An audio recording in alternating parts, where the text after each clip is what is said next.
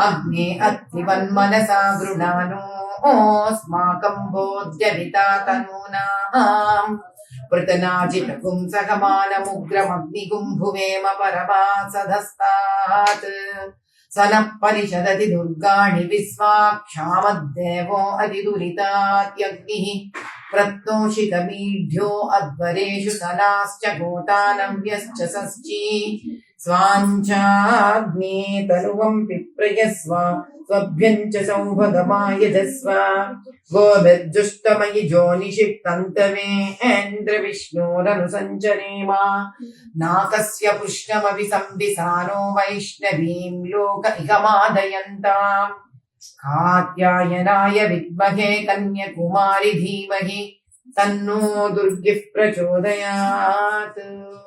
ओम शांति शांति शांति। तमोरिं सर्व पापघ्नं प्रणतोऽस्मि दिवाकरम् आदित्याय नमः अर्काय नमः भास्कराय नमो नमः।